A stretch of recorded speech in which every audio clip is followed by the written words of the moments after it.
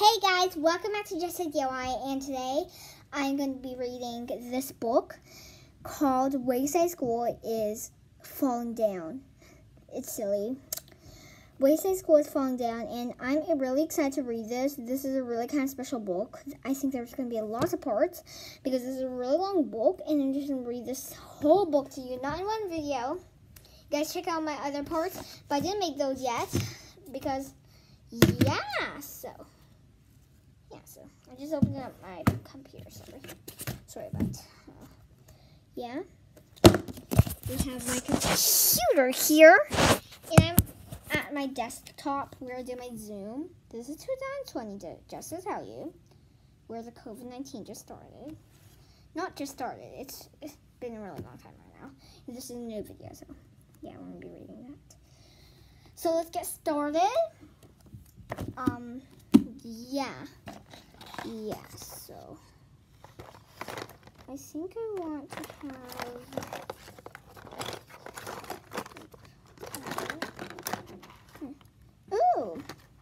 I also remembered how to do this thing again. Where is it? Where is it? Oh my gosh.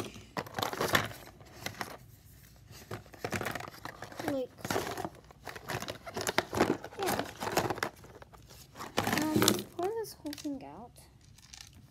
Where's that paper clip? Where's that paper clip? I need to find it. So, I don't think it's here or anywhere. What is this thing? I don't know what that is. That is so weird. Seriously. Sorry. But yeah. I still have some sticky notes here. But yeah. I'll also decorate them. Oh, I'll just cut it out. I'm just gonna cut it out. And cut out a little bit of the sticky note. Wayside School is Falling Down. I don't want to make my desktop dirty, so for tomorrow, so we have this bookmark. Alright, so let's start reading. So it says, come visit Wayside School. You guys can read that for a bit.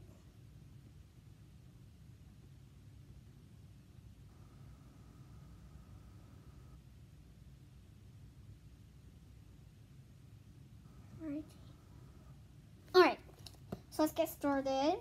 Wayside School is Falling Down. Don't miss the brand new Wayside School Beneath the Cloud of Doom by Louis Sacker, award medal winning, Newbery medal winning author of Holes, illustrated by Tim Height. Let's get started. So you can put those three books together. Wayside School is Falling Down. There's just a little. These are the chapters. Ew. A package for Mrs. Jewell. So let's get started. So, 1. A package for Mrs. Jewell. Louis, the yard teacher, frowned. The schoolyard was a mess. There were pencils and pieces of papers everywhere. How did all this junk get here? He wondered. Well, I'm not going to pick it up. It wasn't his job to pick up garbage. He was just supposed to pass out bowls during lunch and recess, and also make sure the kids didn't kill each other. Why would kids kill each other? They don't have knives or anything. They're not like criminals or something. He sighed, then began cleaning it up. He loved all the children at Wayside School. He didn't want them playing on the dirty playground. As he was picking up the pencils and pieces of paper, a large truck drove into the parking lot. It was honked. It honked its horn twice, then twice more. Louis ran to the truck. Quiet, he whispered. Children are trying to learn in there. He pointed at the school. A short man with big, bushy hair stepped out of the truck. I have a package for somebody named Mrs. Jules, he said. I'll take it, said Louis. Are you Mrs. Jules? Asked the man. No, said Louis. I'll have to give it to Mrs. Jules, said the man. Louis thought a moment. He didn't want the man disturbing the children. He knew how much they hated to be interrupted when they were working. I'm Mrs. Jules, he said. But you just said you were, Mrs. Jules, said the man. I changed my mind, said Lewis. The man got the package out the back of the truck and gave it to Lewis. Here you go, Mrs. Jules, he said. Oh, Lewis grunted. It was a very heavy package. The word fragile was printed on every side. He had to be careful not to drop it. The package was so big, Lewis couldn't see where he was going. Fortunately, he knew the way to Mrs. Jules' class by heart. It was straight up.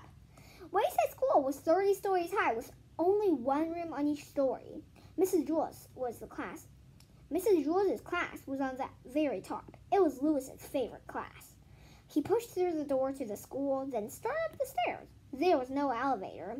There were stairs that led down to the basement too, but nobody ever went down there. Yeah. If there were elevators, that would be even easier for Lewis, but I don't know if he could fit that big box in there. Yeah. The box was pressed against Lewis's face, squashing his nose.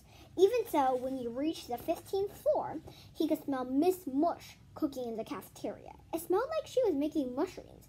Maybe on my way back, I'll stop by Mrs. Mush's and get some mushrooms, he thought. He didn't want to miss Miss Mush's mushrooms. They were her specialty. He huffed and groaned and continued up the stairs. His arms and legs were very sore, but he didn't want to rest. This package might be important, he thought. I have to give it to Mrs. Jules right away. He stepped easily from the 18th story to the 20th. There was no 19th story. Miss Jules taught the class on the 19th story. Miss Zarvis taught the class on the 19th story. There was no Miss Zarvis. At last, he struggled up the final step to the 30th story. He knocked on Mrs. Jules' door with his head. Mrs. Jules was in the middle of teaching her class about gravity when she heard the knocking. Knock, knock. Come in, she called. I can't open the door, Lewis gasped. My hands are full. I have a package for you. Mrs. Jules faced the class. Who wants to open the door for Lewis? She asked. All the children raised their hands. They loved to be interrupted when they were working. I know, that's what we do. That's what I do. That's what all the kids do. Yeah, I love to be interrupted in class. Oh dear, how shall I choose? Asked Mrs. Jules. I will have to be fair about this. I know. We'll have a spelling bee, and the winner will get to open the door. Lewis knocked his head against the door again. It's heavy, he complained, and I'm very tired. Just a second, Mrs. Jules called back. Allison, the first word for you, heavy. Heavy, said Allison. H-A-H-E-A-V-Y, heavy. Very good. Jason, you're next. Tired. Tired, said Jason. S-L-E-E-P-Y, tired. No, that's sleepy, right? Lewis felt the package slipping from his sweaty fingers. He shifted up his weight to get a better grip. The corners of the box dug into the sides of his arms. He felt his hands go numb. Actually, he didn't feel them go numb. Jenny package. Package, said Jenny. B-O-X. Package. That's box. Excellent, said Mrs. Jules. Lewis felt like he was going to faint. At last, John opened the door. I want the spelling bee, Lewis, he said. Very good, John, muttered Lewis. Aren't you going to shake my hand? Asked John. Lewis shifted the box to one arm, quickly shook John's hands, and grabbed the box again, and staggered into the room. Where do you want it, Mrs. Jules? He asked. I don't know, said Mrs. Jules. What is it? I don't know, said Lewis. I'll have to put it down someplace so you can open it. But how can I tell where you put it until I know what it is? Asked Mrs. Jules. You might put it in the wrong place. So Lewis held the box as Mrs. Jules stood on the chair next to him and tore open the top. His legs wobbled beneath him. It's a computer! Exclaimed Mrs. Jules. Everybody booed. What's the matter? Asked Lewis. I thought everyone loved computers. We don't want it, Lewis, said Eric Bacon. Take it back, Jack, said Terrence. Get that piece of junk out of here, said Mauricia. Now, don't be that way, said Mrs. Jules. The computer will help us learn. It's a lot quicker than a pencil and paper. But the quicker we learn, the more work we have to do, complained Todd. You may set it over on the counter, Lewis, said Mrs. Jules. Lewis set the computer on the counter next to Sherry's desk. Then he collapsed on the floor. Now, watch closely, said Mrs. Jewls. Everyone gathered around the new computer. It had a full-color monitor and 2 disk drives. Mrs. Jewls pushed it out of the window. They all watched it fall and smash against the sidewalk. See, said Mrs. Jewls, that's gravity. Oh, now I get it, said Joe. Thank you, said Louis. Thank you, Louis, said Mrs. Jewls. I've been trying to teach them all about gravity all morning. We have been using pencils and papers and pieces of papers, but the computer was a lot quicker. Chapter 2, Mark Miller. Chapter 2 is Mark Miller. Let's see if we have time for him. I don't think so. Mark Miller is a little long, so we're just going to read that maybe next time. So, yeah, thank you so much for reading with me, or maybe I'll make a video right after I make this one. So, yeah.